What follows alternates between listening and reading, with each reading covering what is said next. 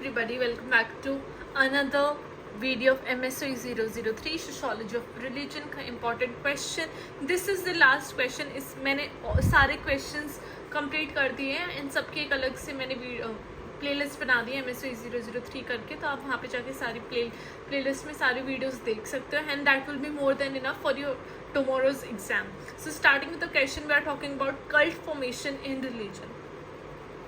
तो जो फिनोमिना है कल्ट का विद इन रिलीजियस कॉन्टेक्स्ट, ये हमेशा से चलता आया है ट्रेडिशनल सोसाइटीज़ के अंदर, और ये चैलेंज करता है जितनी भी ट्रेडिशनल अंडरस्टैंडिंग है रिलीजियस बिलीफ प्रैक्टिसेस की, उसको चैलेंज करके आता है. जब हम बात करते हैं कल्ट्स की, तो कल्ट जो है वो अनऑर्थोडॉक्स बिलीव्स के थ्रू आती है. अनऑर्थोडॉक्स तो होता है जो पुराने बिलीफ्स है जो सालों दर बदर चलते आए हैं, लेकिन अनऑर्थोडॉक्स क्या होते हैं जो थोड़े से मॉडर्न होते हैं, राइट, जो पिछड़े ख्यालों के नहीं होते.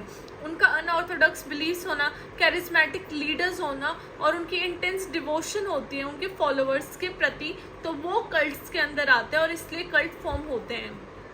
जब सोशियोलॉजिस्ट डिफ्रेंशिएट करते हैं बिटवीन रिलीजियस कल्ट्स और सेक्ट्स में, तो वो देखते हैं कि जो कल्ट्स की जो रिकग्नाइजेशन है वो टिपिकली किस में होते हैं. टिपिकली वो एक डिस्टिंक्ट कैरेक्टरिस्टिक्स शोकेस करते हैं. एक कल्ट को हम डिफाइन करते हैं कैसे रिलीजियस या स्पिरिचुअल ग्रुप की जो डिविएट किया गया है significantly from the traditional doctrines, practices and structures of mainstream religious organisation. मतलब कि जो चलती आई हैं जो चीज़ें रिलीजन में, उनसे हटके कुछ और न्यू फॉर्म करना और कुछ रिलीजियस ऐसी कम्युनिटी फॉर्म करना. आगे हम देखते हैं किस टाइप के वो थॉट्स प्रोसेसेस रखते हैं.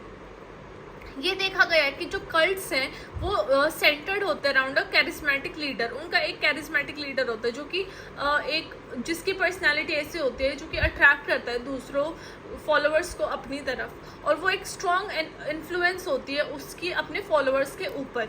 ये जो लीडर है ये एक हाई लेवल ऑफ डिवोशन दिखाता है, और जो मेन स्ट्रीम सोसाइटी है उससे आइसोलेटेड होता है, उससे अलग होके एक स्ट्रिक्ट एडहेरेंस ग्रुप को एक यूनिक बिलीफ्स और रिचुअल्स देता है.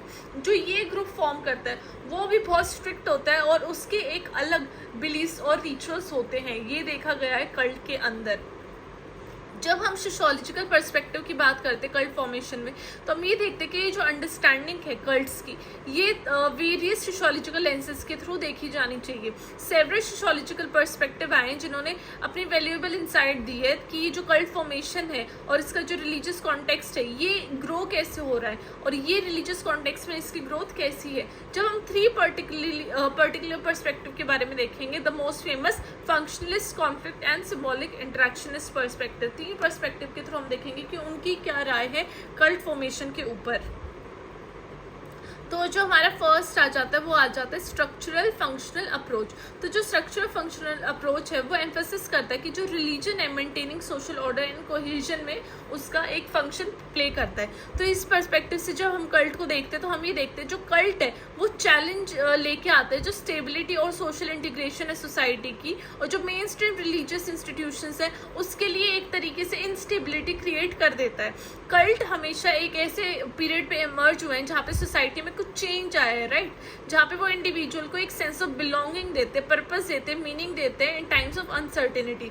कुछ ऐसे लोग होते हैं जिनके लिए एक कोई टाइम पीरियड सोसाइटी के अंदर डिफिकल्ट होता है as compare to other people, तो कल्ट उन लोगों को अपने साथ जोड़ के लेके चलते हैं ताकि उन लोगों को एक सेंस ऑफ बिलोंगिंगनेस मिले, वो खुद को एलियनेट ना करे सोसाइटी से बट कल्ट के साथ जुड़ जाए, राइट.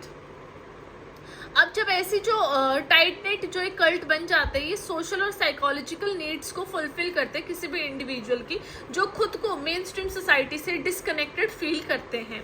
सेकंड आ जाता है हमारे कॉन्फ्लिक्ट पर्सपेक्टिव. तो कॉन्फ्लिक्ट पर्सपेक्टिव किस पे फोकस करता है, जो पावर डायनामिक्स है और सोशल इनइक्वालिटी है सोसाइटी में, रिलीजन उसको लेके आता है, राइट. हमने कॉन्फ्लिक्ट हमें पता है कि वो नेगेटिव साइड देखते हैं रिलीजन की.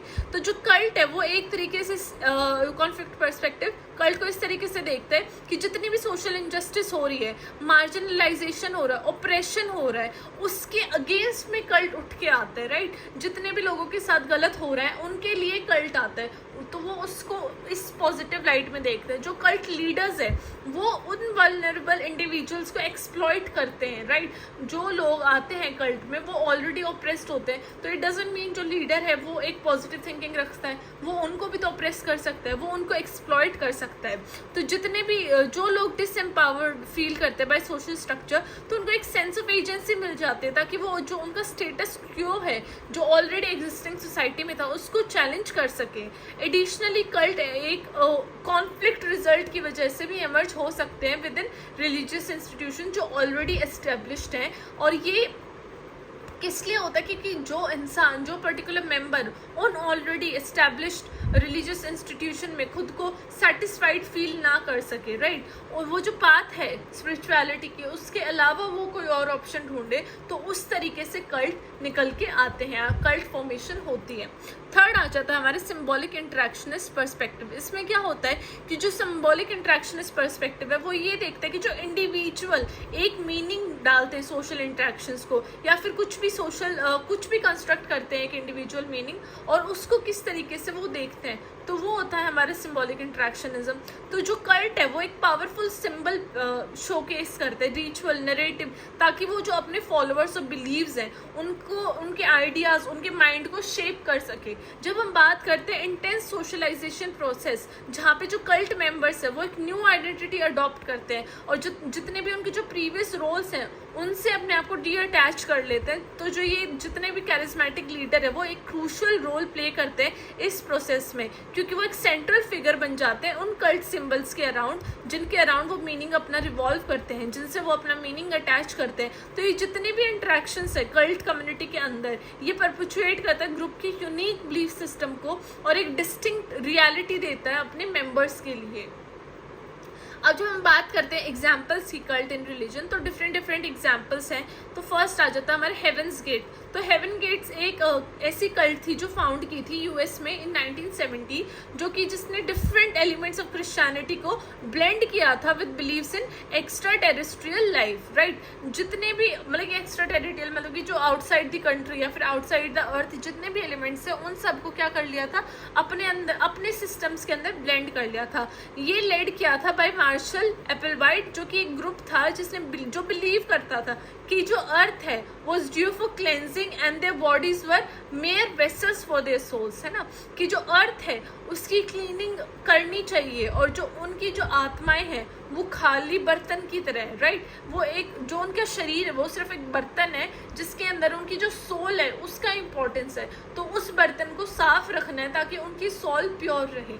तो उनका ये मानना था। जब 1997 में इस कल्ट ने इंटरनेशनल अटेंशन गेन की थी, क्योंकि जब 39 मेंबर्स थे जो इस कल्ट के, उन्होंने मास सुसाइड कर लिया था क्योंकि वो चाहते थे कि वो उस outside world near to God वो हो जाए और वो इमेंट स्पेसशिप अराइवल उनका हो जाए। सेकंड है शिनरिक्यो। तो जो शिनरिक्यो है वो एक आई नो कि मैं इसको रॉन्ग प्रोनाउंस कर रही हूँ, तो एक जापानीज कल्ट था जो कि फाउंड किया था बाय शोको आशारा इन 1980s, जिसमें कि बुद्धिज्म, हिंदुइज्म एंड क्रिश्चियनिटी के सारे बिलीव्स एलिमेंट्स कंबाइंड हुए थे। तो जो ये कल्ट था इसने गेन की थी बहुत ज़्यादा, इसने गेन कर लिया था एक it gain famous, it got famous because इसने कैरी आउट किया था एक टेररिस्ट अटैक जहाँ पे कि इसने सेरिन गैस रिलीज कर दी थी टोक्यो सबवे सिस्टम में, जिसमें कि 13 लोगों की डेथ हो गई थी और बहुत सारे 1000 ऑफ पीपल वर इंजर्ड। तो इसने अट्रैक्ट किया था इंडिविजुअल को जो कि सीख कर रहे थे स्पिरिचुअल एनलाइटमेंट के लिए। बट अल्टीमेटली क्या हुआ कि जो इनके एक्सट्रीमिस्ट आइडियोलॉजी थी वो एक उनके लीडर ने एक एक्सट्रीमिस्ट आइडियोलॉजी ला दी, जहाँ पे कि एक्सट्रीम मतलब कि वो नेगेटिव सेंस में होती है, राइट। एक्सट्रीम मतलब कि दूसरे लोगों को इक्वली ना देखना या हेट्रेड क्रिएट कर देना टुवर्ड्स द सोसाइटी। थर्ड आ जाता है ब्रांच डिविडेंस। तो जो ब्रांच डिविडेंस थे वो लीड किया गया था बाय डेविड कोरेश, जो कि कल्ट था जो कि इमर्ज हुआ था from a sect of the seventh day Adventist church. तो ये जो कल्ट था ये बिलीव करता था कि जो कोरोश है वो फाइनल प्रोफेट है गॉड का, राइट। गॉड ने उसको भेजा और वो फाइनल है, इसके बाद कोई भी नहीं आएगा। जिसने इंटरप्रेट किया कि जो बाइबल, उसने अपनी टीचर्स के थ्रू बाइबल को इंटरप्रेट किया। तो 1993 में एक स्टैंड ऑफ हुआ between the cult and the law enforcement authorities in Waco, Texas, ended tragically with the fire that claimed the lives of 76 branch Davidians। तो जो स्टेट थी उसके बीच में और इस कल्ट के बीच में एक बहुत बड़ा ट्रेजिक हादसा हो गया जिसमें कि आग लगी और जो इस ब्रांच डेविडेंस के 76 लोग मर गए थे। तो ये जितने भी एग्जाम्पल ये हाईलाइट करते कि there has always been a tension between cult and mainstream religious institution, because mainstream religious institutions को इनसे डर होता है ना, कि अगर इनके लोग जो मेन स्ट्रीम रिलीजियस इंस्टीट्यूशन से निकल के अगर कल्ट में चले जाएंगे then who will practice these mainstream religions, right.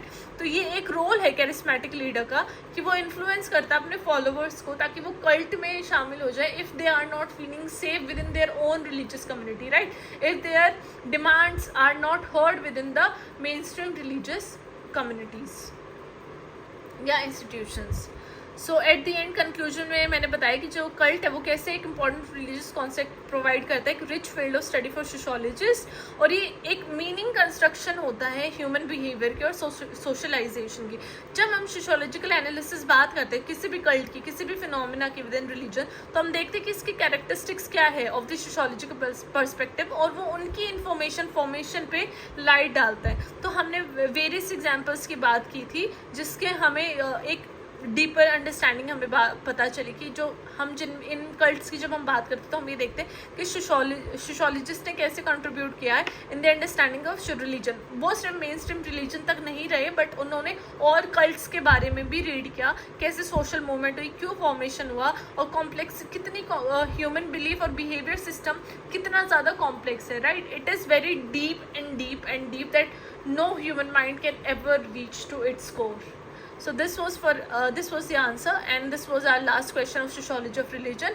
Nothing to worry about, बस आप एक बारी अच्छे से इसको पढ़िए, अगर आप दो बारी ध्यान से भी वीडियो देखते हैं you will get a very depth and very easy understanding of these questions. तो आप अच्छे से अपना questions देखिए, अच्छे से prepare कीजिए, nothing to worry about, right? So study well, study hard and you will do wonders in your exam. You will pass with flying colors, or I will meet you next time with more great videos of next exam and next paper. Till then, bye bye, take care and study well.